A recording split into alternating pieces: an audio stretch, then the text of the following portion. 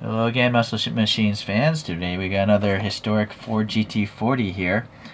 This is a 1966 Ford GT40 Mark II, supposedly. But the delivery here, number 61 in this green and yellow, is chassis number P1061. And originally it was one of the promotional cars for Ford when they were promoting this vehicle, at car shows or whatever. And it's exchanged ownership many times. But the owner, Jim Click, is the one that gave it this paint job. It had several paint jobs before. And this person drove it around at historic races, and it even won some races. So it's pretty cool that Muscle Machines did some research and made a livery matching this. This also comes with this 1950 COE flatbed truck. Alright, so we got the little clamshell here to keep it from getting all scratched up during shipping. I'll save the good stuff for last. We'll just go over this truck quickly because I reviewed it several times before. Alright, so it's got a metallic green, and it's a very dark green. Yeah, so...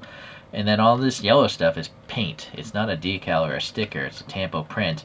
The door handle sticking up, painted silver. These ribs as well. There's no interior. It's just a black molded piece of plastic. That's fine by me. The white grill's pretty interesting in its coloring. Silver and black for the headlight. It's Ford printed very nicely there as well. Pretty smooth front end. And there's little black rectangles, but I think those are supposed to be like turn signals. You can see the intakes here are recessed and painted in silver around the borders, which is nice. This side we have like a big step box and like I don't know what that would be, a latch maybe? Maybe this is a storage box? I don't know. This side doesn't have it though. It's asymmetric, this mold. It's just a little step here. The big giant chromed fuel tanks. The flatbed has like these D-rings here to tie the car down or whatnot. And then you have these really sunken in tires. Look at this. You can't even see the tire top. You can only see the wheel. It's pretty cool. Commercial truck wheels with openings. Well, you know what? Yeah, I don't know if those are actually going all the way through. In the rear, they are actually going all the way through. I can't tell in the front. But the white wall is printed very nice and concentric, not all wobbly looking. The front one though is not so concentric, but you can just move the tire like that, and it looks concentric. Okay, some black here. We have some recessed red taillights with the raised lip of silver, and then we have some chromed exhaust tips with some depth to them so they look tubular. Old school tires here, and then we even have a whole separate exhaust, and then Muscle Machines here, and Maisto, not sure how to pronounce it. And then you can see, the front tire and wheels are staggered much smaller than the rears. There's a screw way down in there if you want to take this apart, do a wheel swap or something with a different one, that is. And then this thing slides out on this little T-grooved thing here. I can pivot it a little bit like this, but obviously when this T-shaped thing goes in, it straightens itself out. There's even a rear window to the cockpit, and that is that. It's a cool little casting. I already have a few of them. Alright, so let's look at this. Muscle Machines are not highly deformed, they're just slightly deformed. And yeah, you can see here, the real car has these canards, but obviously in 1966, when it was brand new, it didn't have such. Here we go. Okay.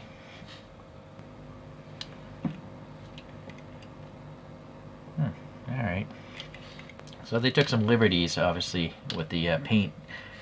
I don't know if the real car has such a paint scheme like this or not. Maybe it does. Not sure. But same colors on this as there was on the truck. It's a very nice metallic flake.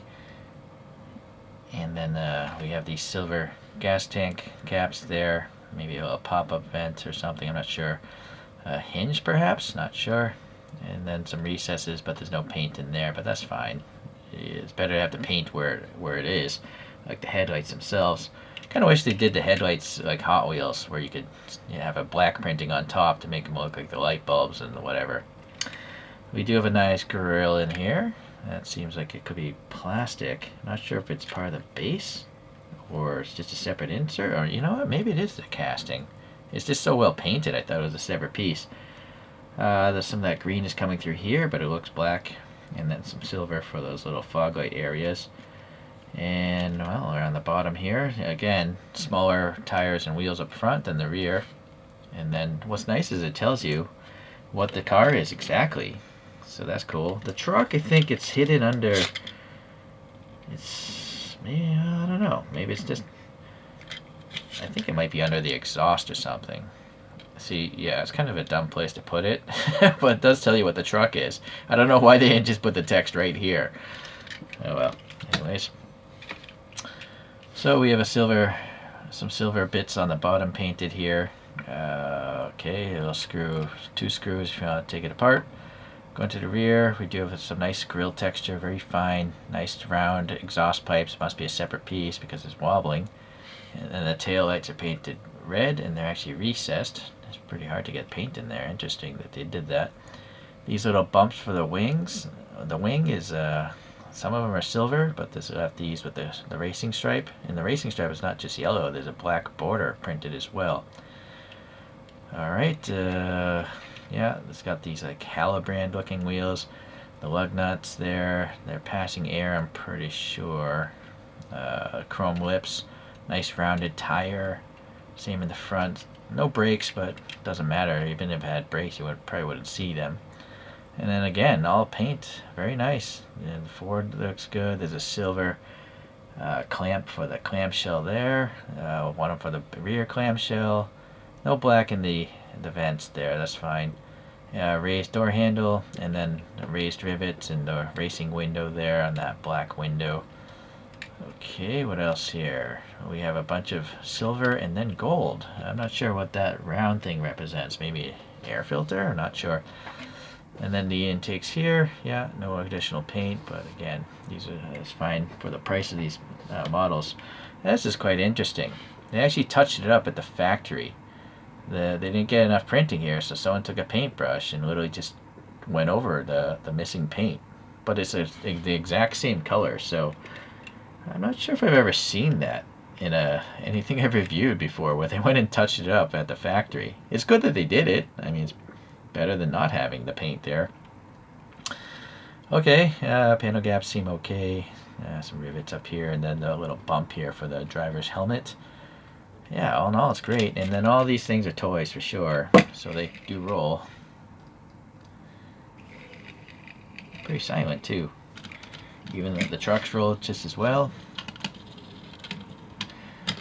Alright, and then you have these really tiny tire stops. I wish they were taller. They just don't do a very good job of keeping the toy in place. Yeah, I'm not sure why they won't just make those taller, because the side of the plastic here is taller. They could have made them the same height.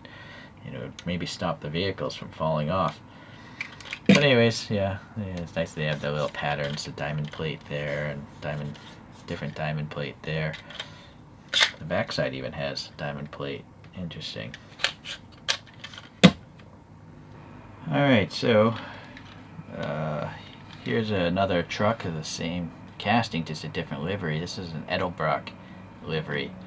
Different thickness, it's got Firestone, so they definitely have some changes going on with the printings. This one actually has orange turn signals there, so that's nice.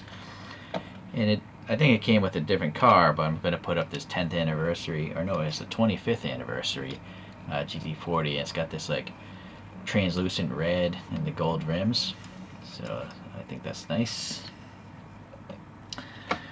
And then I have this Shelby Cobra set in this blue. It's just a black up here, but it's got this red, white, and blue stripe going down it, and a black bed with some silver D-rings. So yeah, it's good that they're mixing up the paints, paint apps, and stuff like that. And then I have from, you know, this black number 2. I believe this is the Ken Miles car, but leave a correction if I'm wrong. And this one has yellow Firestone printing on the tires. So this is probably the most historic of the Muscle Machines vehicles. And this one has a gold exhaust. Interesting. Yeah.